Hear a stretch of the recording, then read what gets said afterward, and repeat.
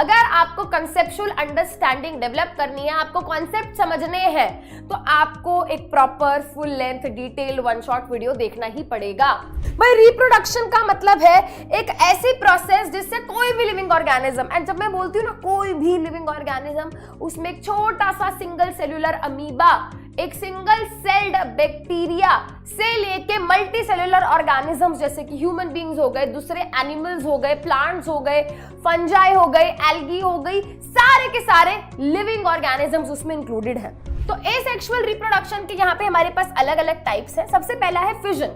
Fission में क्या होता है, जो पेरेंट सेल होता है वो क्या होता है, वो दो सेल्स में या दो से ज्यादा सेल्स में डिवाइड हो जाता है, स्प्लिट हो जाता है, टूट जाता है। हेलो हाय नमस्ते, क्या हाल चाल सभी बच्चों का। मेरा नाम है Samriddhi and very very warm welcome to physics Wallah foundation YouTube channel.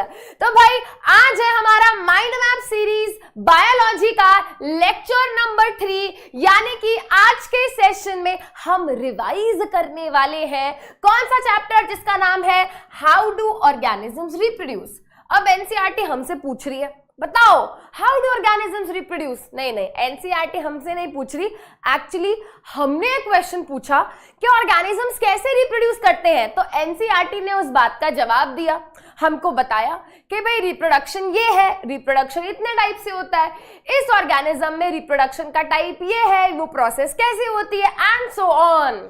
Chapter हम पढ़ चुके हैं, राइट, ऐसा मैं मान के चल रही हूं, बट मुझे पता है अभी ऐसे बहुत सारे बच्चे होंगे जो ढूंढ रहे होंगे 20 मिनट में चैप्टर खत्म करें, 30 मिनट में चैप्टर खत्म करें, 60 मिनट में चैप्टर खत्म करें।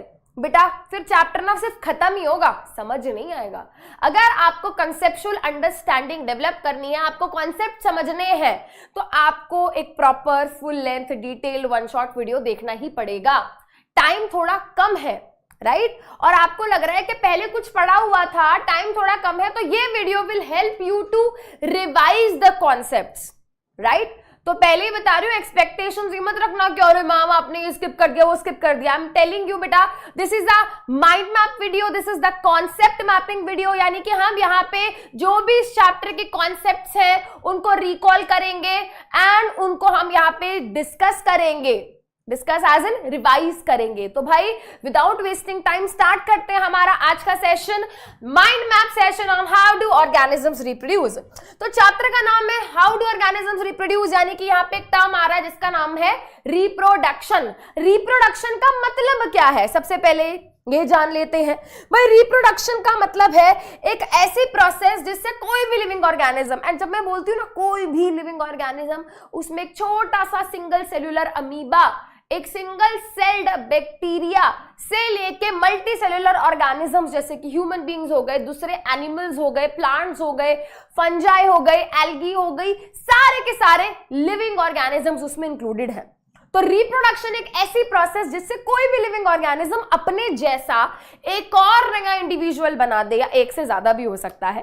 तो उस प्रोसेस को हम बोलते हैं, क्या बोलते हैं भाई, उस प्रोसेस को हम बोलते हैं रिप्रोडक्शन, राइट। तो ये टर्म आपने बहुत सुना होगा, है ना, री क्या होता है, री मतलब दोबारा से हम बोलते हैं ना यार रीप्ले कर दो, रीयूज कर दो, है ना। तो ये री जो है एक्चुअली दोबारा से, प्रोडक्शन मतलब बनाना। तो जब कोई लिविंग ऑर्गेनिज्म अपने जैसा एक और नया इंडिविजुअल बनाता है, उस प्रोसेस को हम बोलते हैं रिप्रोडक्शन।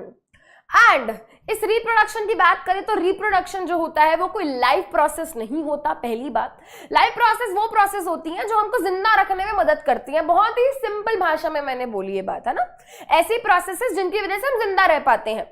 तो रिप्रोडक्शन की अगर हम बात करें बेटा, तो रिप्रोडक्शन हमारी डेली लाइफ एक्टिविटीज, हमें सरवाइव करने में मदद नहीं करती।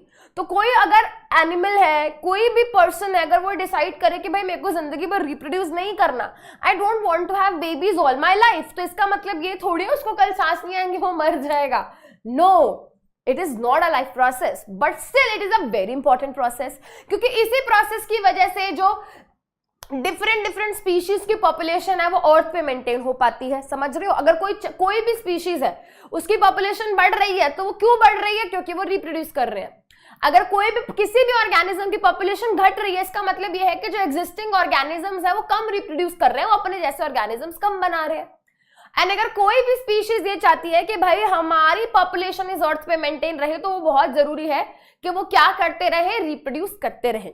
एक और एडवांटेज ये है रिप्रोडक्शन का कि रिप्रोडक्शन की प्रोसेस से क्या होता है, डीएनए में चेंजेस आते हैं, वेरिएशन आते हैं डीएनए के अंदर, जिसकी वजह से क्या होता है, डिफरेंट कैरेक्टर्स बनते हैं, नए कैरेक्टर्स बनते हैं। वो नए कैरेक्टर्स ऑर्गेनिजम्स को चेंजिंग एनवायरनमेंट में अडेप्ट करने में मदद करते हैं। एंड जब कोई भी ऑर्गेनिज्म चेंजिंग एनवायरनमेंट में खुद को अडेप्ट कर पाता है तो कहीं ना कहीं वो एनवायरनमेंट में स्टेबलाइज हो जाता है, स्टेबिलिटी मिलती है स्पीशीज को। More over a period of time कोई भी ऑर्गेनिज्म के अंदर कंटिन्यूअस चेंजेस आ रहे हैं, वो स्टेबल हो पा रहा है एनवायरनमेंट में, खुद को अडेप्ट कर पा रहा है, धीरे धीरे कहीं ना कहीं वो चेंजेस, वो वेरिएशन इन डीएनए ऑर्गेनिज्म को इवॉल्व करने में भी मदद करते हैं, इवोल्यूशन में भी मदद करते हैं। तो भाई रिप्रोडक्शन के बहुत सारे फायदे भी हैं। तो जब हम बात करते हैं रिप्रोडक्शन की, तो reproduction can be of two types. Reproduction can be of two types. कैसे करते हैं ऑर्गेनिजम्स रिप्रोड्यूस? भाई दो तरीके से कर सकते हैं, या तो वो करेंगे एसेक्सुअल रिप्रोडक्शन या फिर वो करेंगे सेक्सुअल रिप्रोडक्शन। जब हम बात करते हैं एसेक्सुअल रिप्रोडक्शन की, एक ऐसी रिप्रोडक्शन जिसमें एक सिंगल पेरेंट इन्वॉल्व होता है, उसको हम बोलते हैं एसेक्सुअल रिप्रोडक्शन। सेक्सुअल रिप्रोडक्शन क्या है भाई? सेक्सुअल रिप्रोडक्शन में दो पेरेंट्स इन्वॉल्व होते हैं। एंड जब दो पेरेंट्स की बात करते हैं भाई, तो एक पेरेंट हमारा मेल पेरेंट होता है जिसको हम फादर बोलते हैं, और एक पेरेंट हमारा फीमेल पेरेंट होता है जिसको मदर बोलते हैं। अब बेटा एसेक्सुअल रिप्रोडक्शन में ना ही कोई गैमीट बनता है और ना ही फर्टिलाइजेशन होती है। अब मैम गैमीट क्या है, फर्टिलाइजेशन क्या है? तो बेटा याद करो, हमने डिस्कस किया है कि गैमीट वो स्पेशलाइज्ड सेल्स होते हैं जिनका काम क्या है, रिप्रोडक्शन कराना। तो जब हमारी बॉडी के सेल्स में बातचीत हो रही होती है कि भाई देखो सेक्सुअल रिप्रोडक्शन करानी है, कौन करेगा ये काम? तो दूर से भाग के आते हैं हमारे गैमीट सेल्स, कहते हैं मैं एक्सपर्ट हूं, मुझे आता है, मैं कर सकता हूं, मेरे को आता है, मैं प्रॉपर एक्सपर्ट हूं इस काम का। तो एक्चुअली में गैमीट, जिनको हम सेक्स सेल्स भी बोलते हैं, जर्म सेल्स भी बोलते हैं, ये वो वाले स्पेशलाइज्ड सेल्स होते हैं जिनका काम क्या है, जिनका काम सिर्फ और सिर्फ रिप्रोडक्शन कराना है। तो जो गैमीट का फॉर्मेशन है वो हमको सेक्सुअल रिप्रोडक्शन में देखने को मिलता है। एंड इन्हीं गैमीट्स का क्या होता है, फ्यूजन होता है। There is a fusion of male gamete and female gamete, जिसको हम बोलते हैं फर्टिलाइजेशन। तो फर्टिलाइजेशन की प्रोसेस हमको देखने को मिलती है सेक्सुअल रिप्रोडक्शन में। बट जब हम बात करते हैं एसेक्सुअल रिप्रोडक्शन की, तो एसेक्सुअल रिप्रोडक्शन में ना ही कोई गैमीट बनता है। यानी कि अगर मैं मेल की बात करूं तो मेल बॉडी के अंदर जो गैमीट बनता है उसको हम बोलते हैं स्पर्म सेल। फीमेल बॉडी के अंदर जो गैमीट बनता है उसको हम बोलते हैं ओवम या एग सेल। तो भाई सेक्सुअल रिप्रोडक्शन में स्पर्म एंड एग की फॉर्मेशन होती है, इन दोनों की फ्यूजन भी होती है, जिसको हम बोलते हैं फर्टिलाइजेशन। बट अगर हम बात करें एसेक्सुअल रिप्रोडक्शन की, तो एसेक्सुअल रिप्रोडक्शन में ना ही कोई स्पर्म बनता है, ना ही कोई एग बनता है, और ना ही उनकी फ्यूजन होती है। No gamete formation and no fertilization. Asexual reproduction की अगर हम बात करें तो जो भी इंडिविजुअल्स इसमें बनते हैं उनको हम बोलते हैं ऑफस्प्रिंग्स। जो नई जनरेशन के इंडिविजुअल्स बने, जो पेरेंट में रिप्रोड्यूस करके जो नए इंडिविजुअल्स बनाए, बहुत ही सिंपल भाषा में जो नए बच्चे बने, है ना।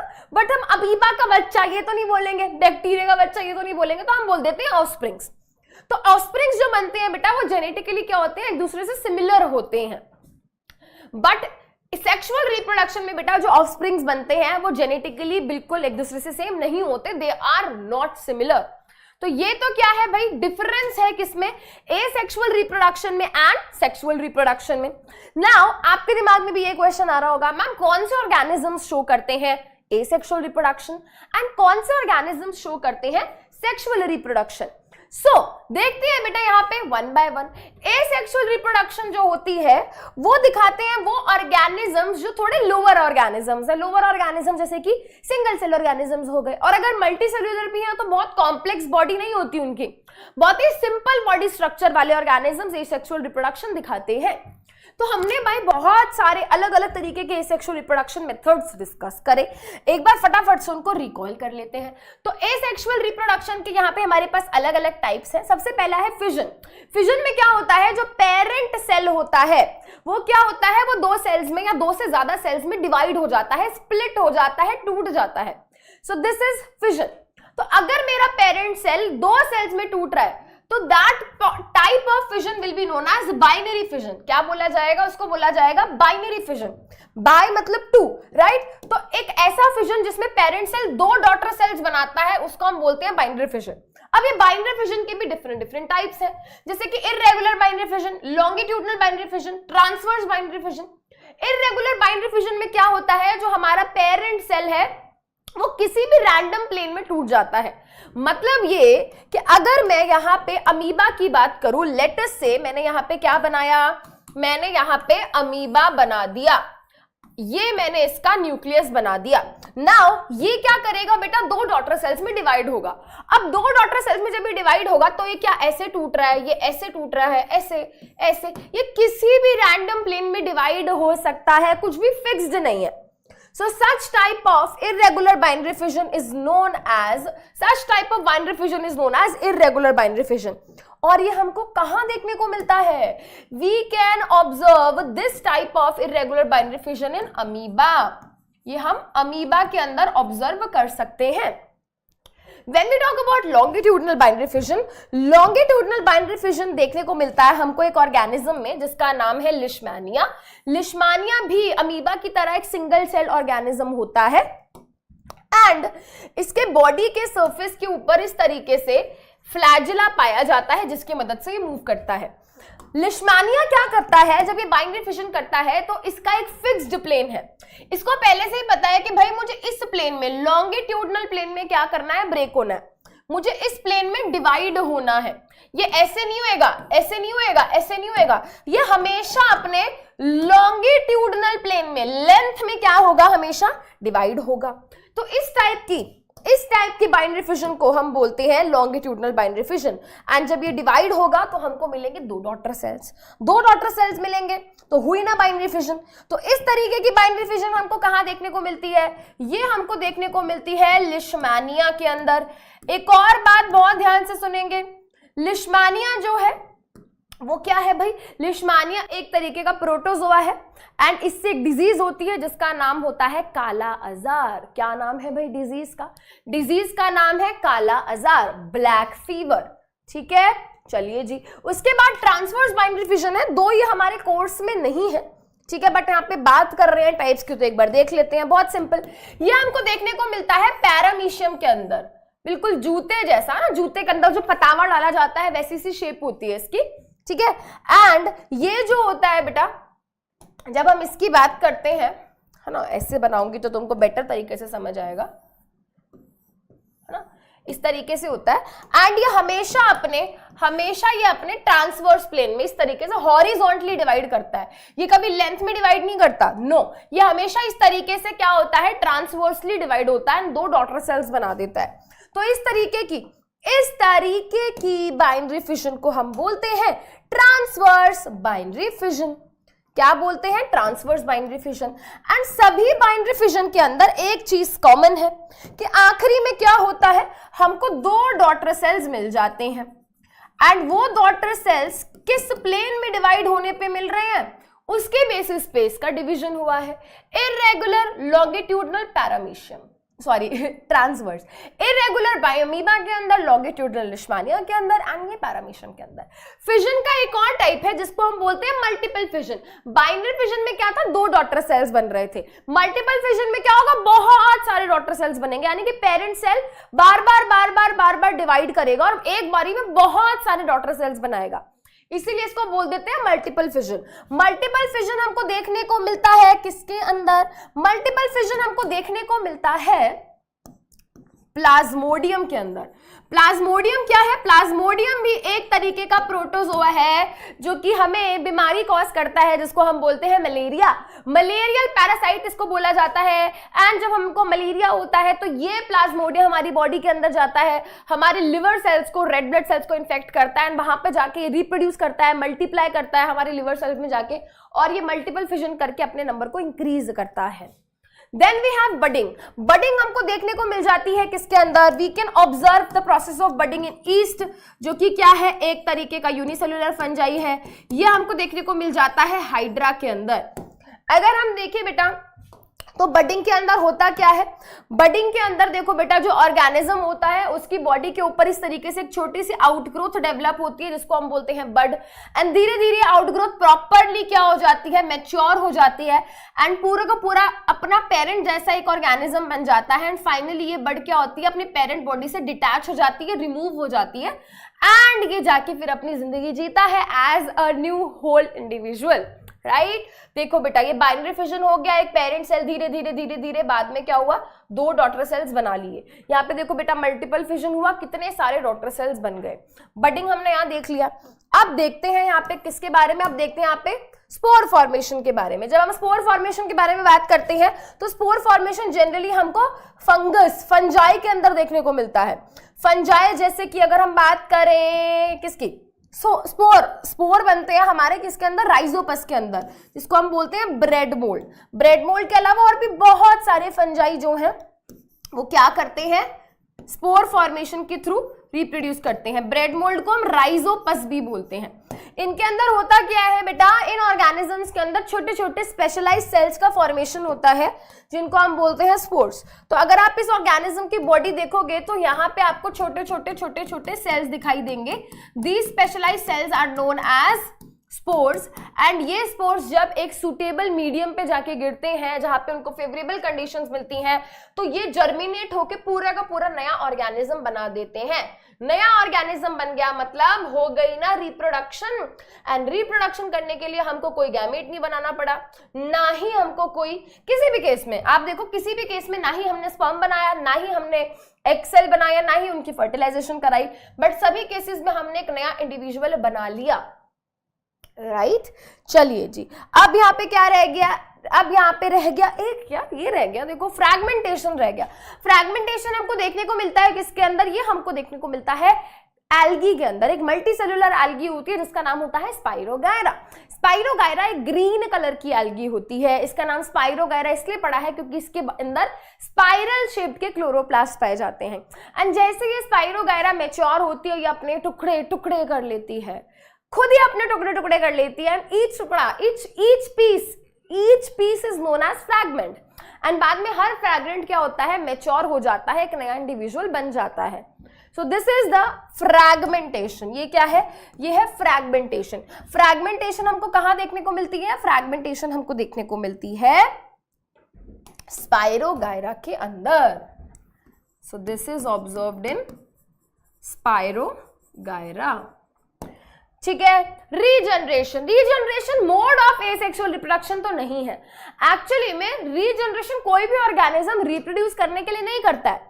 कोई भी ऑर्गेनिज्म जो रीजनरेशन करता है वो एक्चुअली में अपने किसी ना किसी लॉस्ट बॉडी पार्ट को रीगेन करने के लिए करता है। जैसे कि आपने देखा होगा, आपने सुना होगा कि जो लिजर्ड्स होती हैं, होम लिजर्ड्स जो होती हैं बेटा, उनकी अगर टेल टूट जाए, ठीक है, कोई खा जाए उसको, तो वो उसको रीगेन करके रीग्रो कर लेते हैं। तो बेसिकली वो क्या है, उनकी एक एबिलिटी है, एक कैपेसिटी है अपने लॉस्ट बॉडी पार्ट को गेन करने की। ऐसी ही एबिलिटी एंड कैपेसिटी बहुत सारे दूसरे ऑर्गेनिजम्स के पास भी है, जैसे कि स्टारफिश। अगर उसका एक आर्म ब्रेक हो जाए, टूट जाए, तो वो उसको रीग्रो कर लेती है, रीगेन कर लेती है। बट कुछ चतुर ऑर्गेनिजम्स है, कुछ चतुर क्या है, एनिमल्स है, जो कि क्या करते हैं, लॉस्ट बॉडी पार्ट को गेन करते करते करते करते करते पूरा ऑर्गेनिज्म ही बना देते हैं, राइट। तो सम ऑर्गेनिज्म, जैसे कि हम प्लेनेरिया की बात करें, अगर उसकी बॉडी को हम क्या कर दें, पीसेस में काट दें, तो each piece is going to regenerate its lost body part, but lost body part को रीगेन करते करते करते वो पूरे का पूरा एक नया ऑर्गेनिज्म ही बन जाता है। समझ गए? चलो जी, तो रीजनरेशन हमको देखने को मिलती है किसके अंदर, regeneration we can observe in animals, जैसे कि प्लेनेरिया। प्लेनेरिया वैसे सेक्सुअली भी रिप्रोड्यूस कर लेता है, उसके अंदर स्पर्म्स भी बनते हैं, एग्स भी बनते हैं, बट ये जो रीजनरेशन है वो तब देखने को मिलती है जब उसकी बॉडी के पीसेस कट जाए। वो खुद से नहीं कट करता अपने आप को, समझ रहे हो? ठीक है जी। अब हम देखते हैं वेजिटेटिव प्रोपगेशन। थोड़ी बहुत प्लांट्स की बातें भी हो जाएं। अब प्लांट्स के अंदर भी एसेक्सुअल रिप्रोडक्शन देखने को मिलती है। जब प्लांट्स एसेक्सुअल रिप्रोडक्शन करते हैं तो हम बात करते हैं वहां पे वेजिटेटिव प्रोपगेशन की। वेजिटेटिव प्रोपगेशन क्या है? एक ऐसे प्रोसेस जिसमें प्लांट्स क्या करें, अपने वेजिटेटिव पार्ट्स के थ्रू नया ऑर्गेनिज्म या नया प्लांट बनाए। अब वेजिटेटिव पार्ट्स क्या होते हैं मैम? देखो भाई, प्लांट के अंदर दो तरीके के पार्ट्स होते हैं, एक होते हैं रिप्रोडक्टिव पार्ट और एक होते हैं वेजिटेटिव पार्ट। रिप्रोडक्टिव पार्ट वो पार्ट्स होते हैं जिनका काम है सेक्सुअल रिप्रोडक्शन कराना, यानी कि जो सेक्सुअल रिप्रोडक्शन की प्रोसेस में इन्वॉल्व है उनको हम बोलते हैं रिप्रोडक्टिव पार्ट। यानी कि हम बात कर रहे हैं फ्लावर की। अब फ्लावर के अलावा जो बाकी पार्ट्स बचे जिनका काम रिप्रोडक्शन कराना नहीं होता, जैसे कि रूट, जिसका काम क्या है, पानी को एब्जॉर्ब करना सॉइल से। जैसे कि स्टेम, उसका काम क्या है भाई, जो भी पानी रूट्स ने एब्जॉर्ब करे उनको ट्रांसपोर्ट करना, प्लांट को सपोर्ट देना। और क्या होता है, लीव्स, लीव्स का काम क्या है, लीव्स का काम है फोटोसिंथेसिस करना। इनका एक्चुअल काम ये है, इनका एक्चुअल काम रिप्रोडक्शन करना नहीं है, बट कभी कभी ये कहते हैं कि चलो भाई कर लेते हैं, थोड़ा फ्री बैठे हैं, थोड़ी रिप्रोडक्शन करा देते हैं, ठीक है। एंड जब ये क्या करते हैं, वेजिटेटिव प्रोपगेशन करते हैं, तो स्टेम, रूट, लीव्स कई बार क्या करते हैं, नए प्लांट की फॉर्मेशन में मदद कर देते हैं। एंड जब लीफ, स्टेम, रूट, याद रखेंगे बेटा, ये तीन चीजें याद रखेंगे। मैंने क्या बोला, मैंने बोला leaf, stem and root. Leaf, stem and root. जब प्लांट के ये वाले वेजिटेटिव पार्ट्स की मदद से नया प्लांट ग्रो होने लगे तो हम बोलते हैं वेजिटेटिव प्रोपगेशन। एंड जब ये वाले पार्ट्स की मदद से नया प्लांट ग्रो होने लगता है तो ना ही कोई स्पर्म बनता, ना ही कोई एग बनता, ना ही कोई फर्टिलाइजेशन होती, तो मैं बोलूंगी ना कि एसेक्सुअल रिप्रोडक्शन हो गई। अब हमको दो तरीके से वेजिटेटिव प्रोपगेशन देखने को मिल जाती है। एक है हमारे पास नेचुरल वेजिटेटिव प्रोपगेशन और एक है आर्टिफिशियल वेजिटेटिव प्रोपगेशन। क्या डिफरेंस है? नेचुरल मतलब जो नेचर में हमको देखने को मिल रही है, नेचुरली होती है, हमको कुछ नहीं करना उसमें। जैसे कि बेटा यहां पे हम बात करते हैं स्टेम से। आप घर पे पोटैटो लाओ, आलू है ना, सबके घर में होता है आलू के चालू, है ना।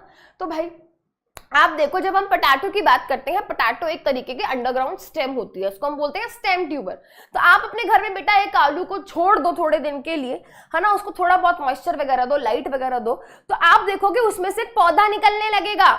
तो यहाँ पे क्या हुआ, जो पोटैटो है, पोटैटो एक्चुअली एक अंडरग्राउंड स्टेम होती है, उसमें से एक नया प्लांट निकलना शुरू हो गया। नया प्लांट निकला तो रिप्रोडक्शन किसकी मदद से निकला? स्टेम की मदद से निकला। एंड जब स्टेम इन्वॉल्व हो तो वेजिटेटिव प्रोपगेशन तो हुआ ना। तो वैसे ही बेटा पोटैटो, अनियन में हम देखते हैं स्टेम की मदद से नया प्लांट निकल जाता है। अगर हम बात करें स्वीट पोटैटो की, गुआवा की, यहाँ पे रूट्स की मदद से नया प्लांट निकल जाता है। And very very very important question पूछे जाने के बहुत ज्यादा हाई चांस कि भाई लीव से वेजिटेटिव प्रोपगेशन कहाँ देखने को मिलती है? तो हमारा एक प्लांट होता है जिसको हम बोलते हैं ब्रायोफाइलम, पत्थर चट्टा बोलते हैं इसको हिंदी में। इसकी लीव्स जो होती है वहां पे छोटे छोटे लीव बर्ड्स पाए जाते हैं। नोट डाउन कर लो, इंपॉर्टेंट है, पूछा जाता है कि ब्रायोफाइलम में वेजिटेटिव प्रोपगेशन कैसे होती है। तो हम बताएंगे ब्रायोफाइलम में वेजिटेटिव प्रोपगेशन होती है लीव बर्ड्स की मदद से। ये लीव बर्ड्स कहाँ होती हैं? तो लीव के जो मार्जिन एरिया होते हैं, जो एज वाला पार्ट होता है, मार्जिन होते हैं, वहां पे लीव बर्ड्स होती हैं छोटी छोटी। एंड वो लीव बर्ड्स क्या होती हैं, धीरे धीरे धीरे मैच्योर होती हैं, उसी से पूरा का पूरा नया प्लांट निकल जाता है जब उनको सूटेबल कंडीशंस मिलती हैं। आई होप दिस इज क्लियर। ये तो क्या है बेटा, नेचुरली खुद ब खुद हो जाता है, नेचर में आपको ये करने की जरूरत नहीं है, खुद ही हो रहा है ये। बट कुछ मेथड्स ऐसे हैं कि अगर हम वहां पे थोड़ा बहुत ह्यूमन एफर्ट लगाएं, अगर हम खुद से करें तो वहां पे क्या है बेटा, थोड़ा एफर्ट लगा के हम वेजिटेटिव प्रोपगेशन कर सकते हैं। आर्टिफिशियल वेजिटेटिव प्रोपगेशन की बात हो रही है। अलग अलग प्रोसेसेस हैं, कटिंग है, लेयरिंग है, ग्राफ्टिंग है। कटिंग के अंदर हम क्या करते हैं, जो भी प्लांट हम उगाना चाहते हैं उसका छोटा सा पार्ट कट कर लेंगे। कट करने के बाद उसको हम कहाँ डाल देंगे बेटा, हम उसको सॉइल में डाल देंगे। सॉइल में से देखेंगे कि धीरे धीरे धीरे धीरे पूरा प्लांट निकल गया। रोज के अंदर बहुत ब्यूटीफुली कटिंग देखने को मिल जाती है। मनी प्लांट के अंदर आप छोटा सा हिस्सा उसका एक कट कर लो, उसको सॉइल में डाल दो एंड देखो पूरा का पूरा प्लांट उसमें से बन जाएगा। This is cutting. लेयरिंग में क्या होता है भाई, प्लांट जो होता है उसकी स्टेम का एक हिस्सा लेते हैं, जो लीव्स वगैरह एक्स्ट्रा है वो हटा देते हैं एंड उसको खींच के सॉइल में नीचे क्या करते हैं, दबा देते हैं। मतलब प्लांट इंटैक्ट है, उसी की एक स्टेम लेके क्या करी, खींच के सॉइल में दबा दी, उसके ऊपर लेयर चढ़ा दी सॉइल की एंड थोड़ा सा इसका उसका क्या हुआ, बाहर की तरफ छोड़ दिया। धीरे धीरे हम देखेंगे नया प्लांट उसमें से ग्रो होने लगेगा। This is layering. ग्राफ्टिंग में क्या होता है भाई, मान लीजिए मेरे पास दो वेराइटीज हैं, ठीक है, मेरे पास दो वेराइटीज है प्लांट की। एक वेराइटी मुझे बिल्कुल अच्छी नहीं लग रही है, मैंने उसको काट दिया। अब मेरे पास स्टेम का बस थोड़ा सा हिस्सा रह गया, मैंने प्लांट को पूरा नहीं काटा है, मैंने स्टेम के बस थोड़े थोड़े हिस्से ग्राउंड में जो थे, रूटेड जो थे वो छोड़ दिए। मैं दूसरा प्लांट लाऊंगी, उसी रूटेड स्टेम जो मैंने कट कर दिया उसके ऊपर पेस्ट कर दूंगी, उसको सील कर दूंगी एंड थोड़े टाइम बाद हम देखेंगे जो नया प्लांट मैं लाई थी वो ग्रो होने लगेगा उसमें से। This is grafting. दो कटिंग, लेयरिंग, ग्राफ्टिंग के क्वेश्चंस आपके पेपर में नहीं आएंगे, बट ये मैं चाहती कि तुमको पता हो कि भाई आर्टिफिशियल वेजिटेटिव प्रोपगेशन क्या है। तो अगर आपने कभी भी नाम सुना है कटिंग का, लेयरिंग का, ग्राफ्टिंग का, दैट मीन्स कि वो आर्टिफिशियल वेजिटेटिव प्रोपगेशन का पार्ट है। एनसीईआरटी में नहीं दिया है, बट मैम अगर ये नहीं दिया है, ठीक है, और ये नहीं आएगा तो क्या आएगा, है ना। क्वेश्चन तो ये मैम क्या आएगा पेपर में, पेपर में तुमसे पूछेंगे एडवांटेजेस ऑफ वेजिटेटिव प्रोपगेशन। बहुत ज्यादा हाई चांसेस है क्वेश्चन पूछे जाने के कि वेजिटेटिव प्रोपगेशन के एडवांटेजेस बताओ। तो आप ये बताओगे कि भाई नॉर्मल अगर हम बात करें वेजिटेटिव प्रोपगेशन की, चाहे कोई भी हो, है ना, तो वेजिटेटिव प्रोपगेशन जो है उससे जो भी प्लांट्स बनते हैं वो जल्दी बनते हैं। This method is quick, this method is rapid, this method is actually economical, cheap method है। इन प्लांट्स में क्या होता है, जो भी हम वेजिटेटिव प्रोपगेशन करके उगाते हैं, इनके अंदर फ्लावरिंग जल्दी होती है, इनके अंदर फ्रूट फॉर्मेशन जल्दी होता है। इस मेथड से हम सीडलेस वेराइटीज बना सकते हैं। इस वेजिटेटिव प्रोपगेशन की प्रोसेसेस से हम क्या कर सकते हैं, डिजायर्ड कैरेक्टर वाले प्लांट्स बना सकते हैं। So there are many advantages of vegetative propagation, ठीक है। चलिए, एंड ये प्रोसेसेस काफी ज्यादा यूज करते हैं फार्मर्स, इसीलिए इनका नाम यहां लिखा। चलिए भाई आगे चलते हैं। ये तो कहानी थी किसकी, ये कहानी थी हमारी एसेक्सुअल रिप्रोडक्शन की। मल्टीपल फिजन देख लिया हमने, बाइनरी फिजन देख लिया, fragmentation, budding, spore formation, regeneration के बारे में हमने बात कर ली। अब हम बात कर रहे हैं किसके बारे में, अब हम बात कर रहे हैं सेक्सुअल रिप्रोडक्शन के बारे में। तो when we talk about the process of sexual reproduction, हर ऑर्गेनिज्म के अंदर जो सेक्सुअल रिप्रोडक्शन की प्रोसेस है वो लगभग क्या है, सिमिलर है। There are some steps which are common to every organism जो भी सेक्सुअल रिप्रोडक्शन दिखाता है। सबसे पहली प्रोसेस होती है गैमीटोजेनेसिस।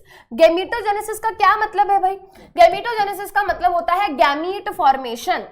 जब कोई भी ऑर्गेनिज्म सेक्सुअल रिप्रोडक्शन करेगा तो ऑब्वियस सी बात है उसको सबसे पहले क्या चाहिए, गैमीट बनाने पड़ेंगे, क्योंकि वही गैमीट क्या होंगे, वही गैमीट सेक्सुअल रिप्रोडक्शन कराएंगे। तो कराने के लिए पहले उनको बनाना पड़ेगा। तो formation of gamete is known as gametogenesis. अब मेल की बॉडी में क्या होता है बेटा, क्या कौन सा गैमीट बनता है मेल की बॉडी में, वेरी गुड, मेल की बॉडी के अंदर जो गैमीट बनता है उसको हम बोलते हैं स्पर्म, उसको हम बोलते हैं स्पर्म सेल।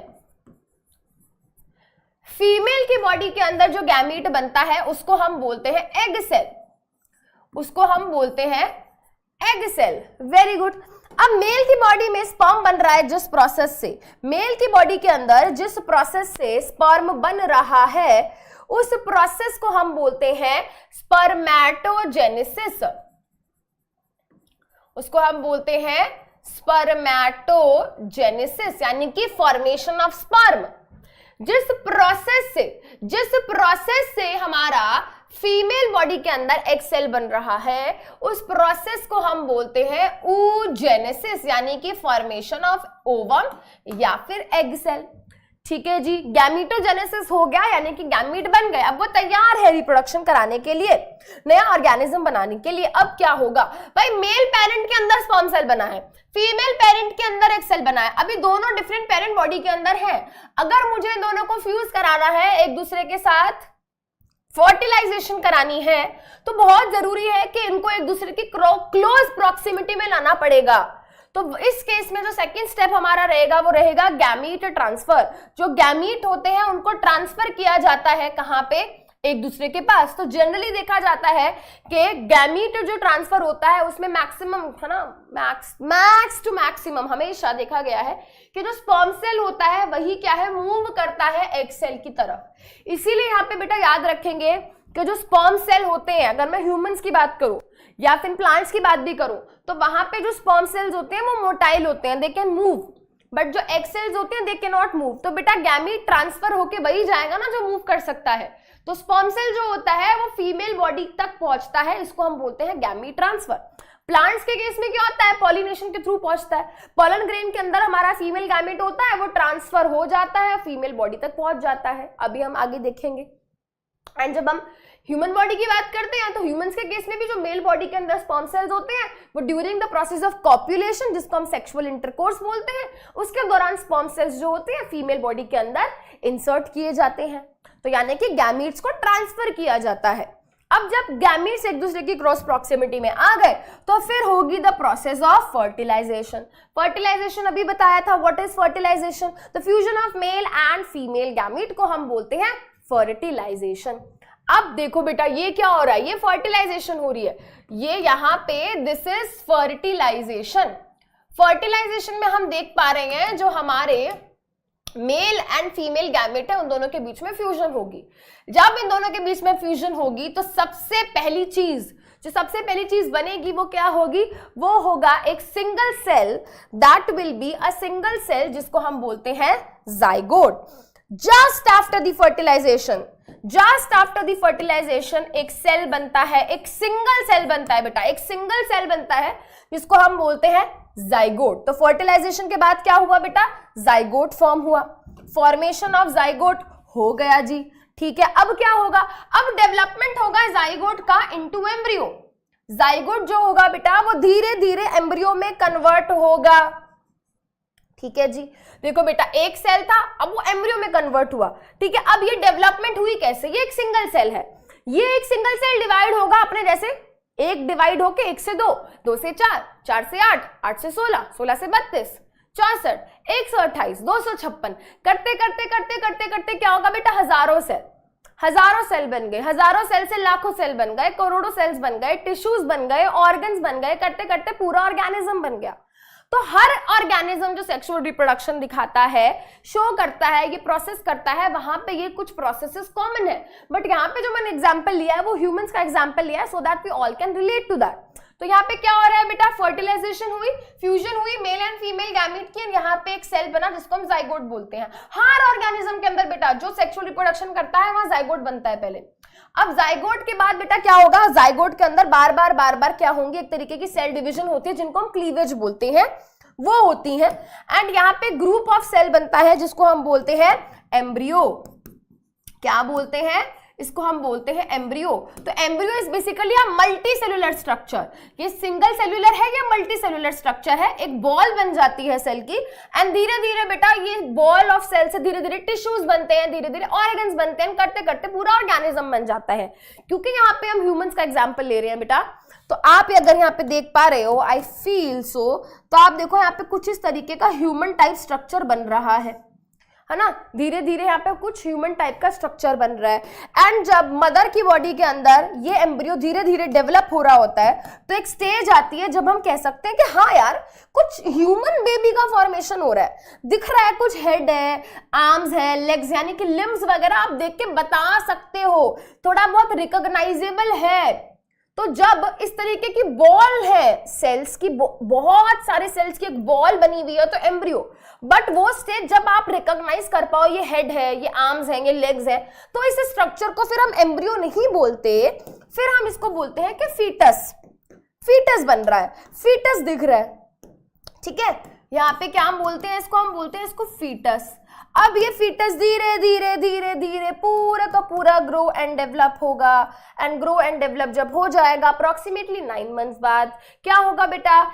जेस्टेशन पीरियड होता है, यानी कि ग्रोथ एंड डेवलपमेंट होगी 9 मंथ्स तक, एंड इसके बाद फाइनली इस फीटस की डिलीवरी होगी, एंड देन एक प्यारा सा छोटा सा नन्हा सा a baby will come out, right. And जब डिलीवरी हो जाएगी, बेबी आ जाएगा बाहर, राइट, तो हम बोलेंगे, हाँ, फीटस जब आ जाएगा बाहर तो हम बोलेंगे बेबी, ठीक है।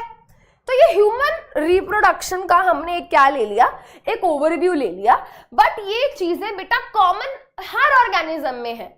हर ऑर्गेनिज्म जो सेक्सुअल रिप्रोडक्शन करता है सबसे पहले वो गैमीट बनाता है, गैमीट्स को फिर ट्रांसफर करता है, गैमीट ट्रांसफर होने पे दोनों गैमीट एक दूसरे के पास आ जाते हैं, फिर वो एक दूसरे के साथ फ्यूज होते हैं, फ्यूज होने पे हम उसको फर्टिलाइजेशन बोलते हैं, फर्टिलाइजेशन होने के बाद जाइगोट बनता है, जाइगोट फिर बार बार डिवाइड करता है और डेवलप हो जाता है एम्ब्रियो में, और उसके बाद जो एम्ब्रियो है वो धीरे धीरे और फर्दर ग्रो एंड डेवलप करता है, एंड फाइनली वो ग्रोथ एंड डेवलप करके पूरा का पूरा एम्ब्रियो नया का नया ऑर्गेनिज्म बना देता है।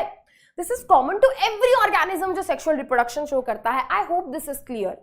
यहाँ बच्चे बहुत कंफ्यूज होते हैं, इसलिए इसको इतना टाइम दिया। अब हमने बात करी कि हम सेक्सुअल रिप्रोडक्शन की बात करेंगे, तो भाई सबसे पहले हम भी बात करने वाले हैं किसके बारे में? सबसे पहले हम यहाँ पे बात करने वाले हैं सेक्सुअल रिप्रोडक्शन इन प्लांट्स के बारे में। अब प्लांट्स के अंदर जो सेक्सुअल रिप्रोडक्शन है वो पॉसिबल हो पाता है because of the flower. Flower क्या है? फ्लावर हमारे प्लांट्स का जो कि एंजियोस्पर्म प्लांट्स हैं, यानी कि जो फ्लावरिंग प्लांट्स हैं। कौन से प्लांट्स? Flowering plants. सभी प्लांट्स की बात नहीं हो रही बेटा, यहाँ पे बात हो रही है फ्लावरिंग प्लांट्स की, यानी कि एंजियोस्पर्म्स की। तो उन प्लांट्स के अंदर जो रिप्रोडक्शन है, जो सेक्सुअल रिप्रोडक्शन है, वो फ्लावर की वजह से हो पाती है पॉसिबल। अब फ्लावर्स के मेजरली 4 पार्ट्स होते हैं, स्टेमन, सेपल, पेटल, स्टेमन या फिर पिस्टल या कार्पल, हम कुछ भी बोल सकते हैं। सेपल क्या है बेटा? सेपल वो हरे कलर की लीफ लाइक स्ट्रक्चर्स होते हैं जो हमारे फ्लावर को जब वो बड स्टेज में होता है उसको प्रोटेक्टेड रखते हैं। ठीक है, जब हमारा फ्लावर बड है तो आपने देखा है बाहर लीफ जैसा ग्रीन ग्रीन स्ट्रक्चर होता है जो अंदर उसको एनक्लोज्ड रखता है, उसको हम बोलते हैं सेपल। एंड ये सेपल क्या होती है? धीरे धीरे खुलती हैं जब हमारा फ्लावर क्या होता है? डेवलप हो जाता है, राइट। उसके अलावा ये हमारे प्लांट को सपोर्ट भी देती हैं। पेटल्स बेटा, ये रंग बिरंगी ब्राइटली कलर्ड पेटल्स, इनको हम बोलते हैं पेटल्स, है ना, पंखुड़ियां, रंग बिरंगी, सुंदर सुंदर, लाल कलर की, नीले कलर की, पीले कलर की, है ना, जिसको देख के हमारे इंसेक्ट्स, बर्ड्स, बटरफ्लाइज, ये सब क्या होते हैं? अट्रैक्ट हो जाते हैं। एंड जब वो अट्रैक्ट होते हैं तो वो पॉलिनेशन के प्रोसेस में मदद करते हैं। ये हो गए हमारे petals. Then we have stamen. Stamen क्या है भाई? स्टेमन एक्चुअली में हमारा मेल रिप्रोडक्टिव पार्ट है। This is the male reproductive part. Male के लिए हम ये वाला साइन यूज करते हैं। ये क्या है? मेल रिप्रोडक्टिव पार्ट है हमारे फ्लावर का। स्टेमन के हमारे 2 पार्ट्स होते हैं। स्टेमन is actually divided into 2 parts. एक होता है हमारा एंथर और एक होता है फिलामेंट। फिलामेंट बेसिकली कुछ इस तरीके की डंडे जैसा स्ट्रक्चर होता है, इसके ऊपर ये जो टॉप वाला पार्ट है ये होता है हमारा एंथर। एंथर के अंदर छोटे छोटे पॉलन ग्रेन्स बनते हैं, इस तरीके से छोटे छोटे पॉलन ग्रेन्स बनते हैं एंथर के अंदर। एंड एंथर के अंदर ये जो पॉलन ग्रेन्स बनते हैं, इन्हीं के अंदर क्या होता है? इन्हीं के अंदर होता है हमारा मेल गैमेट। हमारे फ्लावर के अंदर पिस्टल या कार्पल भी पाए जाते हैं। पिस्टल या कार्पल मतलब हमारा female reproductive organs, female reproductive organs, उनको पिस्टल या कार्पल बोलते हैं। इनको गाइनोशियम भी बोला जाता है एंड इनको एंड्रोशियम, मेल को एंड्रोशियम भी बोला जाता है, स्टेमन को, एंड पिस्टल कार्पल को गाइनोशियम भी बोला जाता है। इसके 3 पार्ट्स होते हैं। पहला हमारा है स्टिग्मा, देन हमारा style and then we have ovary. तो इफ वी टॉक अबाउट, हमारा स्टिग्मा सबसे ऊपर वाला पार्ट होता है ना, then this is like this and like this. चलो देखते हैं। तो सबसे ऊपर क्या होता है? एक डिस्क शेप का पार्ट होता है जिसको हम बोलते हैं स्टिग्मा। उसके बाद एक छोटी सी, नॉट छोटी सी, पतली सी ना, नैरो जैसी एक ट्यूब लाइक स्ट्रक्चर होता है जिसको हम बोलते हैं स्टाइल। एंड बिल्कुल आखिरी में बेसल पार्ट होता है, स्वॉलन पार्ट होता है जिसको हम बोलते हैं ओवरी। ओवरी के अंदर होता है ओव्यूल एंड ओव्यूल के अंदर ही प्रेजेंट होता है हमारा फीमेल गैमीट। और ये जो मैंने पॉलन ग्रेन बनाए थे, देखो बेटा यहाँ पे पॉलन ग्रेन, एक सिंगल पॉलन ग्रेन को बड़ा करके बना देते हैं एंड सिंगल पॉलन ग्रेन के अंदर यहाँ पे बेटा क्या था? हमारा मेल गैमीट था। तो मेल गैमीट पॉलन ग्रेन के अंदर है, फीमेल गैमीट ओवरी के अंदर जो ओव्यूल है उसके अंदर है। तो भाई सबसे पहले तो अगर सेक्सुअल रिप्रोडक्शन करानी है तो गैमीट होने चाहिए, गैमीट हो गए। अब इन गैमीट्स को एक दूसरे से फ्यूज कराना पड़ेगा। फ्यूज तो तब होंगे ना जब दोनों एक दूसरे के पास आएंगे। ये यहाँ पॉलन ग्रेन के अंदर एंथर के अंदर पड़ा है और ये यहाँ स्टिग्मा के, ये हमारे पिस्टल के ओव्यूल के अंदर पड़ा है। सो दैट मीन्स अब इन दोनों को एक दूसरे के पास लाना होगा। अब यहाँ पे जो हम पढ़ते हैं वो हम पढ़ते हैं द प्रोसेस ऑफ किसके बारे में? द प्रोसेस ऑफ पॉलिनेशन के बारे में। पॉलिनेशन की प्रोसेस से क्या होगा? ये जो हमारे पॉलन ग्रेन्स हैं ये एंथर से निकल के स्टिग्मा के सरफेस पे पहुंचेंगे एंड जब ये स्टिग्मा के सरफेस पे पहुंचेंगे तो इसी प्रोसेस को हम बोलेंगे pollination. The process by which pollen grains transfer from anther to the stigma. मैं दोबारा रिपीट कर रही हूं, एक ऐसी प्रोसेस जिसमें क्या होता है, एंथर से पॉलन ग्रेन्स निकल के अपने घर से विदा लेके, अपने घर को छोड़ छाड़ के पहुंच जाते हैं किसके पास? अपनी गर्लफ्रेंड के पास, जिसको हम बोलते हैं फीमेल गैमीट। बेसिकली स्टिग्मा के सरफेस पे पहुंच जाते हैं वो, ठीक है। पहले स्टिग्मा पे पहुंचते हैं फिर वहां पहुंचते हैं। तो एंथर से पॉलन ग्रेन्स निकल के जब स्टिग्मा के सरफेस पे पहुंचते हैं तो उसको हम पॉलिनेशन बोलते हैं। अब ये पॉलिनेशन भी दो तरीके की हो सकती है, डिपेंड करता है कि हमारा जो मूवमेंट हो रहा है किसका, पॉलन ग्रेन का, वो कहां से कहां हो रहा है। मान लेते हैं हमारे पास एक प्लांट है, प्लांट के अंदर बहुत सारी फ्लावर्स हैं, ये एक सिंगल फ्लावर है, इसके अंदर एंथर था, वहां से पॉलन ग्रेन्स निकले और इसी सेम फ्लावर के ऊपर वही सेम फ्लावर उसी सेम फ्लावर के स्टिग्मा के ऊपर जाके लैंड कर गए, तो इसको हम बोलेंगे सेल्फ पॉलिनेशन। ऐसा भी हो सकता है कि मेरे पास एक प्लांट था, यहाँ पे एक फ्लावर, दो फ्लावर, तीन फ्लावर, यहाँ पे क्या हुआ बेटा, इस वाले फ्लावर के एंथर में से पॉलन ग्रेन निकले और इसी सेम प्लांट के स्टिग्मा के इसी सेम प्लांट के किसी और फ्लावर के, मैं दोबारा रिपीट कर देती हूं भाई, मैं दोबारा रिपीट कर देती हूं, कंसेप्ट समझ आना चाहिए, बच्चे बहुत कंफ्यूज रहते हैं इसमें। देखो मेरे पास एक प्लांट है, इस प्लांट के अंदर तीन फ्लावर्स हैं, this is flower 1, this is flower 2, this is flower 3, ठीक है। चलो जी, अब पॉलिनेशन में क्या होता है, पॉलिनेशन में हमारा जो पॉलन ग्रेन है वो एंथर में से निकल के स्टिग्मा के सरफेस पे पहुंच जाता है। तो यहां पे एक फ्लावर था, इसके एंथर से पॉलन ग्रेन निकले, इसके एंथर से पॉलन ग्रेन निकले और उसी सेम फ्लावर के सरफेस पे जाके लैंड हो गए, तो ये है सेल्फ पॉलिनेशन।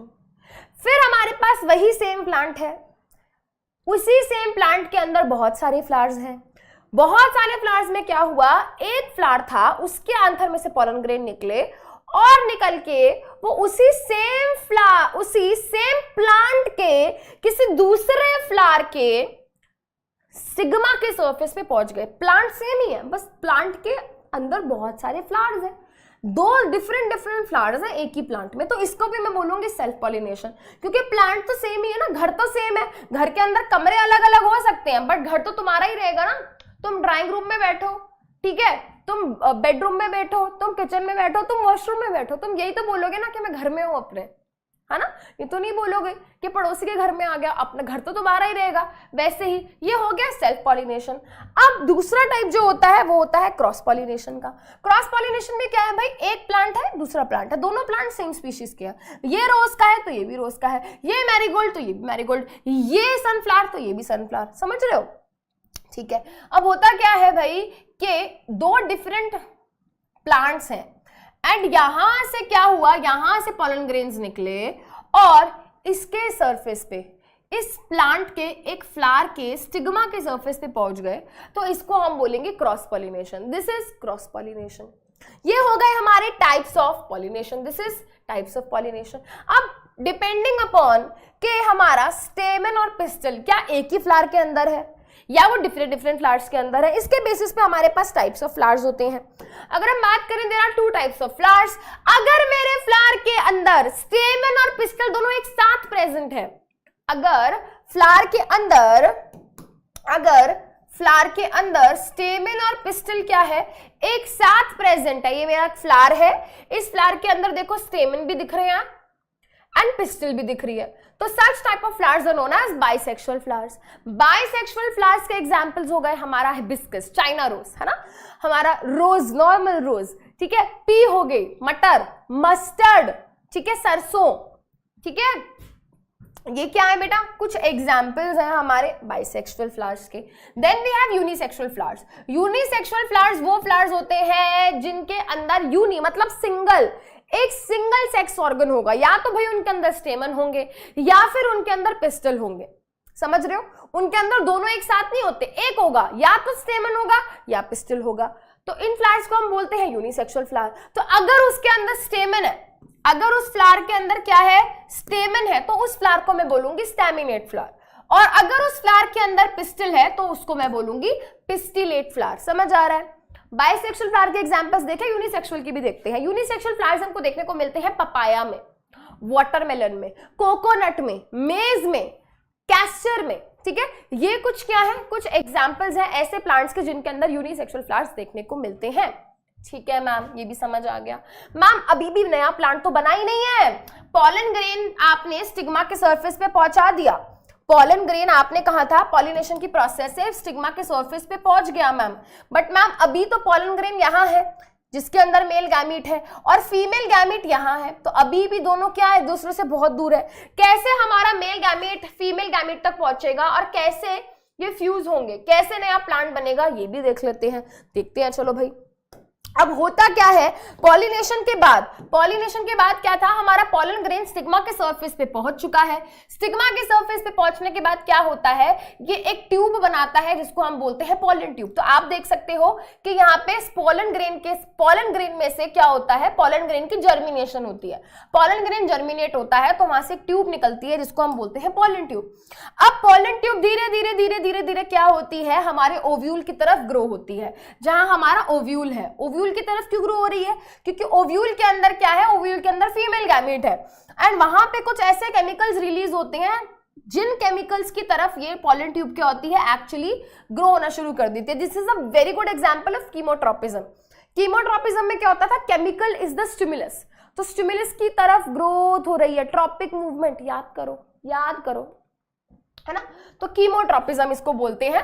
तो बेसिकली हमारी जो पॉलन ट्यूब है वो उन केमिकल्स की तरफ ग्रो होना शुरू हो जाती है एंड क्योंकि यहाँ पे प्लांट के अंदर ग्रोथ देखने को मिल रही है ना, प्लांट पार्ट के अंदर ग्रोथ देखने को मिल रही है, तो ये ट्रॉपिक मूवमेंट है। ट्रॉपिक मूवमेंट किसकी तरफ हो रही है, केमिकल्स की तरफ, तो हो गया ना कीमोट्रोपिज्म। चलो भाई वापस आते हैं, तो पॉलन ग्रेन हमारे स्टिग्मा के सरफेस पे पहुंचा, पॉलिनेशन के बाद वो जर्मिनेट होगा, पॉलन ट्यूब बनाना शुरू करेगा। पॉलन ट्यूब धीरे धीरे क्या होगी, ओव्यूल की तरफ ग्रो होना शुरू होगी, ओव्यूल की तरफ मूव होना शुरू होगी एंड इतने में ही क्या होगा, हमारा जो पॉलन ग्रेन के अंदर मेल जर्म सेल था, जो हमारा मेल गैमीट था, वो वहां से निकल के कहां आ जाएगा, पॉलन ट्यूब के अंदर आ जाएगा। कैन यू सी दिस, यहां पे होता है वैसे तो वो, बट यहां से निकल के क्या होगा, पॉलन ट्यूब के अंदर आ जाएगा एंड पॉलन ट्यूब की मदद से धीरे धीरे it will start moving towards, very good, it will start moving towards the ovule. तो ओवरी के अंदर बेटा ये वाला जो पार्ट हमको दिख रहा है, दिस इज द ओव्यूल, ये क्या है, ये ओव्यूल है, ठीक है। ओव्यूल के अंदर हमारी पॉलन ट्यूब क्या करती है, एंटर करती है। वो पॉइंट जहां से हमारी पॉलन ट्यूब ओव्यूल के अंदर एंटर करती है उसको हम बोलते हैं माइक्रोपाइल। तो ये जो मेल गैमीट है धीरे धीरे यहां से क्या होगा, ये यहां पहुंच जाएगा एंड याद करो हमने अभी पीछे पढ़ा था कि हमारा फीमेल गैमीट ऑलरेडी क्या है, इसका ओव्यूल में वेट कर रहा है। तो यानी कि मेल एंड फीमेल गैमीट दोनों अब क्या है, एक दूसरे के पास आ गए हैं। Now both male and female gamete are in close proximity, दोनों क्या होंगे, एक दूसरे के साथ फ्यूज होंगे एंड जब दोनों एक दूसरे के साथ फ्यूज होंगे तो क्या होगा, वेरी गुड, जाइगोट बनेगा। जाइगोट कहां बना, यानी कि फर्टिलाइजेशन कहां हुई, फर्टिलाइजेशन हुई हमारे ओव्यूल के अंदर। फटाफट देखते हैं क्या हो रहा है। सबसे पहले गैमीट बने, वेरी गुड, बन गए, पॉलिनेशन हुई, हो गई, स्टिग्मा पे पहुंच गया, स्टिग्मा के पहुंचने के बाद पॉलन जर्मिनेट हुआ और पॉलन ट्यूब की फॉर्मेशन हुई। पॉलन ट्यूब की मदद से मेल गैमीट ओव्यूल तक पहुंचा जहां पे फीमेल गैमीट थी। वहां पे दोनों के बीच में क्या हुई, वहां पे दोनों के बीच में फर्टिलाइजेशन की प्रोसेस हुई। फर्टिलाइजेशन की प्रोसेस से क्या बनता है, वेरी गुड, फर्टिलाइजेशन की प्रोसेस से बनता है हमारा जाइगोट, राइट। फर्टिलाइजेशन कहां हुई है, ओव्यूल के अंदर। अब फर्टिलाइजेशन के बाद क्या हुआ, जाइगोट बना। अब उसके बाद क्या होगा, मैम हमें तो नया प्लांट चाहिए ना, रिप्रोडक्शन का मतलब ही नया प्लांट है, तो वो नया प्लांट बनेगा कैसे। देखो भाई, जो जाइगोट है वो धीरे धीरे क्या होगा, डिवाइड करेगा, ग्रुप ऑफ सेल बनाएगा, एम्ब्रियो बनाएगा। अब इस एम्ब्रियो के सेल्स बार बार डिवाइड करके टिश्यूज बनाएंगे, ऑर्गन्स बनाएंगे, पूरा ऑर्गेनिज्म में आके नया प्लांट बन जाएगा। एंड ये जो ओव्यूल था ये धीरे धीरे क्या करेगा, कुछ चेंजेस दिखाएगा। इसके बाहर क्या होगा, एक थिक कोट डेवलप होगा, ठीक है। धीरे धीरे ओव्यूल सीड में कन्वर्ट हो जाएगा एंड जो ओवरी है वो धीरे धीरे क्या होगी, राइपन ऑफ हो जाएगी, फ्रूट में कन्वर्ट हो जाएगी। बाकी पार्ट्स जैसे कि हमारे सेपल्स हो गए, पेटल्स हो गए, स्टिग्मा स्टाइल, ये सब चीजें जो है ये श्रिवल ऑफ हो जाएंगी, यानी कि डिहाइड्रेट होकर सूख के खुद ब खुद गिर जाएंगी। बट मैम अभी भी प्लांट नहीं बना। अरे भाई देखो, सीड बन गया, देखो सीड बन गया। सीड जब हमको मिल जाएगा तो हम सीड का क्या करेंगे भाई, सीड को हम सो करेंगे एंड सीड को जब हम सो करेंगे, सॉइल में डालेंगे तो नया प्लांट निकलेगा कि नहीं निकलेगा, निकलेगा ना, निकलेगा, वेरी गुड। तो नया प्लांट निकल जाएगा। तो सीड के अंदर क्या है, सीड के अंदर एम्ब्रियो है, फ्रूट के अंदर सीड होता है, सीड के अंदर एम्ब्रियो होता है और जब सीड को डालते हैं सॉइल में तो प्लांट निकल आता है। अब सीड के अंदर क्या है, सीड के अंदर मेजरली 3 पार्ट्स होते हैं। सबसे पहला पार्ट जो सीड के अंदर होता है वो क्या है, वो है सीड कोट, जो कि उसको क्या देता है, उसको प्रोटेक्शन देता है। उसके अलावा हमारे सीड के अंदर पाया जाता है एम्ब्रियो। एम्ब्रियो के दो पार्ट्स होते हैं, एक होता है प्लीम्यूल और एक होता है रेडिकल। सीड हमारे एम्ब्रियो के दो पार्ट्स होते हैं, जिसको यहां पे लिख लेते हैं। हमारे एम्ब्रियो के दो पार्ट्स होते हैं, एक है हमारा प्लीम्यूल और एक है हमारा रेडिकल। जो प्लीम्यूल है वो बार बार डिवाइड करेगा, उसके सेल्स हमारे प्लांट का पूरा शूट सिस्टम बनाएंगे, यानी कि स्टेम, रूट, लीफ सब कुछ प्लीम्यूल से बनेगा। और रेडिकल जो है उसके सेल्स डिवाइड करके बार बार हमारा पूरा का पूरा रूट सिस्टम बनाएंगे, रूट्स बनेंगे।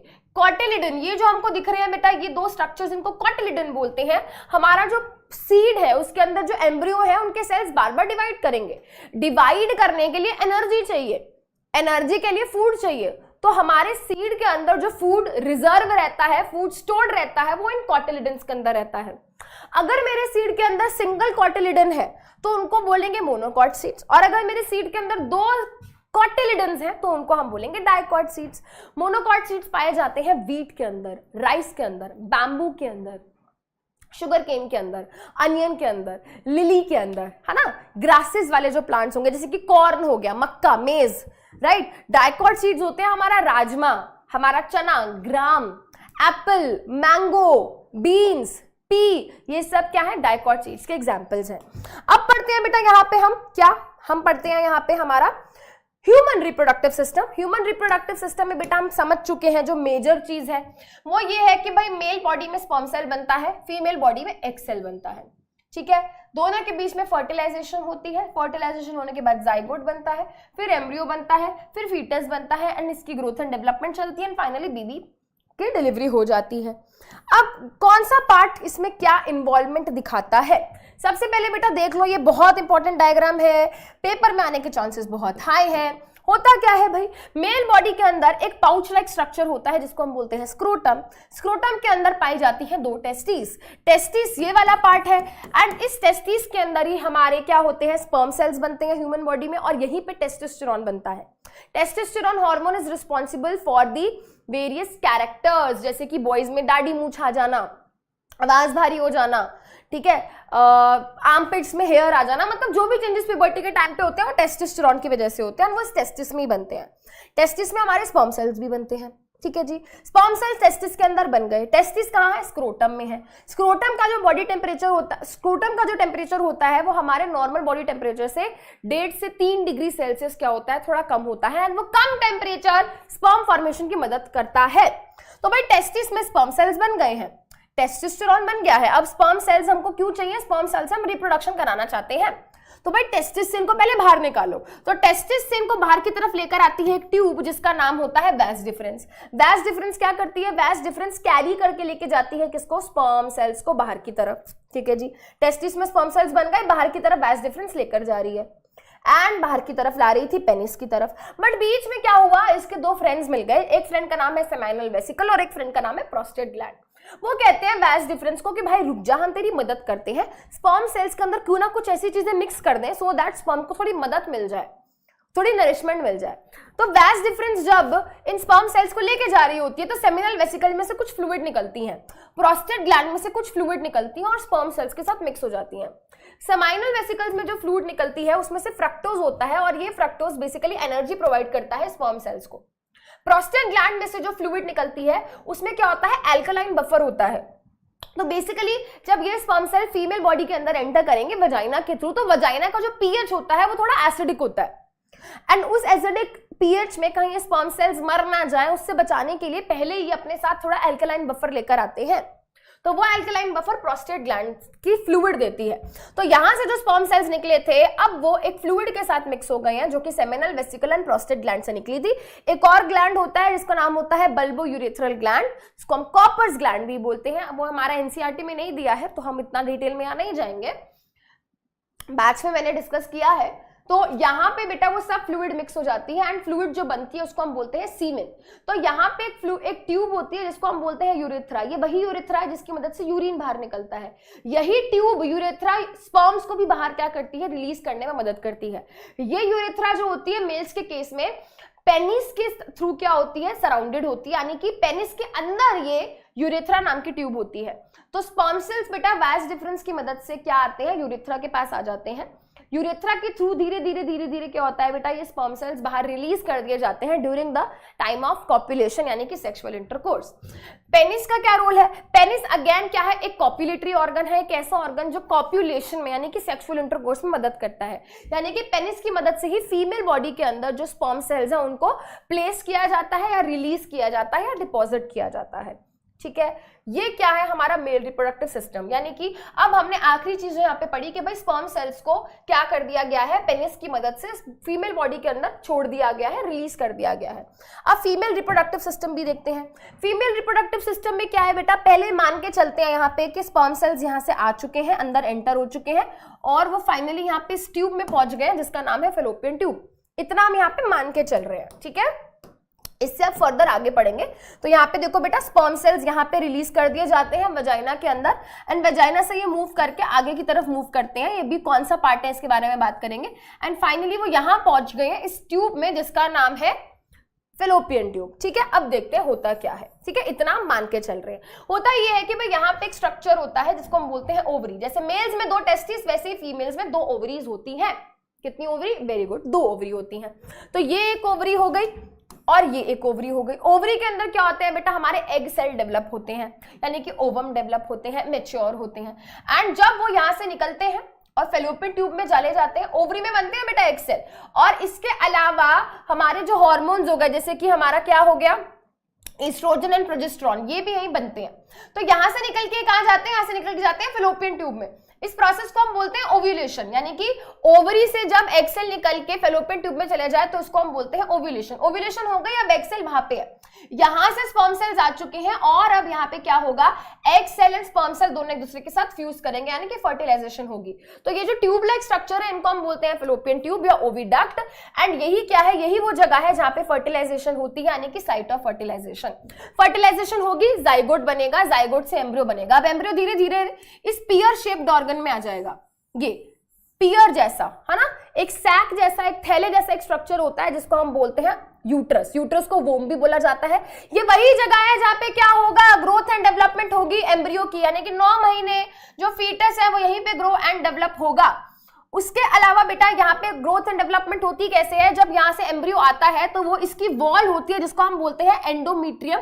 वो इस एंडोमीट्रियम के साथ आके चिपक जाता है, अटैच हो जाता है। इस प्रोसेस को हम बोलते हैं इम्प्लांटेशन। इम्प्लांटेशन हो जाती है, ग्रोथ एंड डेवलपमेंट फिर यहीं पे होती है। अब इस यूट्रस के बाद यहाँ पे एक बहुत ही पतला सा एक नैरो पोर्शन होता है जिसको हम बोलते हैं सर्विक्स।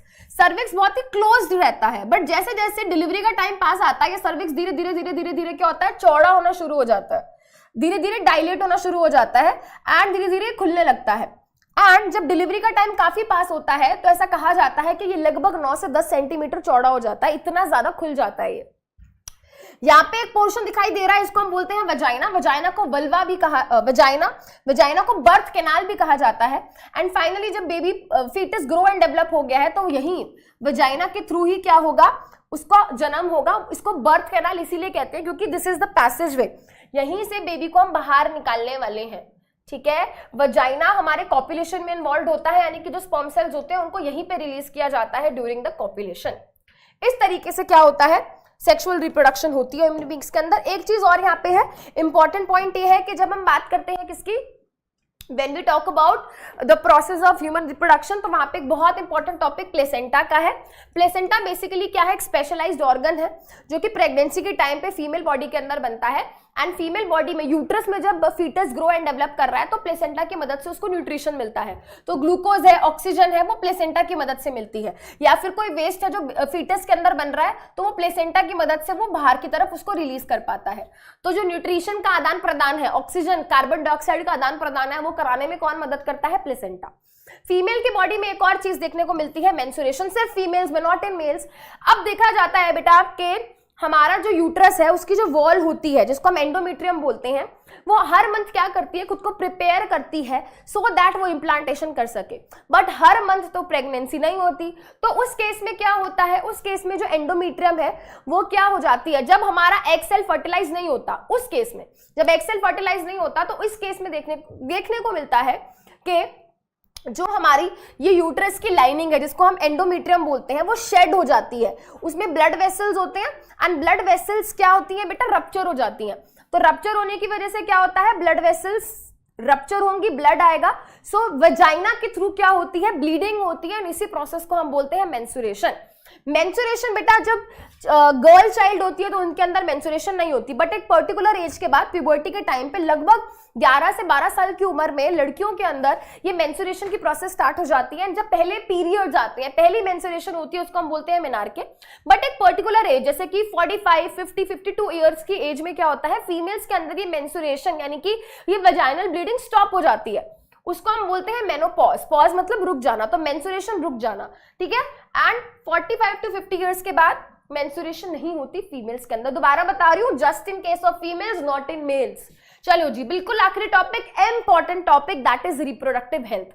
रिप्रोडक्शन की बात करते हैं तो बहुत जरूरी है एजुकेशन होना कि रिप्रोडक्टिव हेल्थ क्या चीज है। सेक्सुअल इंटरकोर्स के दौरान बहुत सारे इंफेक्शंस एंड डिजीजेस फैल सकते हैं।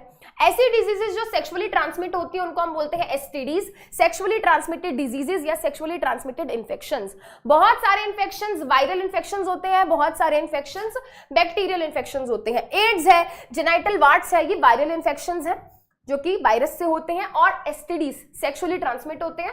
बैक्टीरियल इंफेक्शंस की बात करें तो गोनोरिया है, साइफिलिस है, ये किससे फैलते हैं भाई, बैक्टीरिया से होते हैं, फैलते सेक्सुअल इंटरकोर्स से है। कुछ मेथड्स हैं जिनसे हम क्या कर सकते हैं, प्रेगनेंसी को प्रिवेंट कर सकते हैं और एसटीडीज को भी प्रिवेंट कर सकते हैं। तो सबसे पहला हमारे पास फिजिकल या बैरियर मेथड है, इसमें हमारे पास कॉन्डम्स आ जाते हैं, डायफ्राम्स आ जाते हैं। तो ये बेसिकली बैरियर की तरह काम करते हैं, स्पर्म और एग को मिलने नहीं देते, जिसकी वजह से प्रेगनेंसी नहीं होती। फिर हमारे पास सर्जिकल मेथड है। सर्जिकल मेथड्स में हम क्या करते हैं, सर्जरी कर देते हैं प्रोफेशनल डॉक्टर्स की मदद से, वैस डिफरेंस को कट कर देते हैं, तो स्पर्म सेल्स बाहर नहीं आ पाते। स्पर्म सेल्स ही नहीं बाहर आ पाएंगे तो प्रेगनेंसी कैसे होगी। फीमेल्स के केस में ट्यूबेक्टॉमी होती है। ट्यूबेक में मतलब फेलोपियन ट्यूब्स को कट और टाई कर देते हैं, एग सेल्स के पास नहीं पहुंच पाएंगे स्पर्म सेल्स, तो अगेन प्रेगनेंसी नहीं होगी। तो मेल्स के केस में क्या होता है, वैसेक्टॉमी, फीमेल्स के केस में ट्यूबेक्टॉमी। वैसेक्टॉमी क्यों, क्योंकि वैस डिफरेंस को काटा है। ट्यूबेक्टॉमी क्यों, क्योंकि फेलोपियन ट्यूब को काटा है, इसीलिए। केमिकल मेथड्स में हमारे पास हार्मोनल पिल्स आ जाती हैं। बेसिकली हार्मोन्स कुछ केमिकल पिल्स होती हैं, या तो उनको खाया जाता है या फिर उनको वेजाइना के अंदर प्लेस किया जाता है। एंड ये केमिकल्स क्या करते हैं, मेल एंड फीमेल गैमेट को फ्यूज नहीं होने देते, एंड अगर फ्यूज हो भी जाए तो इम्प्लांटेशन नहीं होने देते, जिसकी वजह से प्रेगनेंसी नहीं होती। आखिरी में we have IUCDs, intra uterine contraceptive device, copper T. छोटा सा क्या होता है, टी शेप का डिवाइस होता है, फीमेल बॉडी के यूट्रस के अंदर इंसर्ट किया जाता है। धीरे धीरे धीरे कॉपर आयंस रिलीज करता है, क्योंकि वो कॉपर से बना होता है। तो copper ions basically sperm cells को मार देते हैं, या फिर वो स्पर्म सेल्स को धीरे धीरे डैमेज कर देते हैं। तो स्पर्म सेल्स बेचारे फीमेल गैमेट को फर्टिलाइज नहीं कर पाते, फर्टिलाइजेशन नहीं होगी तो प्रेगनेंसी नहीं होगी। अब यहां पे सिर्फ और सिर्फ जो हमारे फिजिकल या बैरियर मेथड्स हैं, जैसे कि कॉन्डम्स, ये क्या कर सकते हैं, प्रेगनेंसी को और एसटीडीज को, दोनों को क्या कर सकते हैं, प्रिवेंट कर सकते हैं। सर्जिकल मेथड, केमिकल मेथड और आईयूसीडी से हम प्रेगनेंसी को तो प्रिवेंट कर पाएंगे, बट ये एसटीडीज से नहीं बचाते, ये आपको याद रखना है। एंड सब कुछ याद रखना है जो आज हमने पढ़ा है। आई होप आपको एक दोबारा से एक पूरी पिक्चर आ गई होगी दिमाग में कि क्या था इस चैप्टर में, क्या क्या कॉन्सेप्ट्स हैं। आई होप पूरा का पूरा रिवीजन हो गया होगा। Thank you so much. Now we will meet in the next class with the revision of another chapter. Bye bye.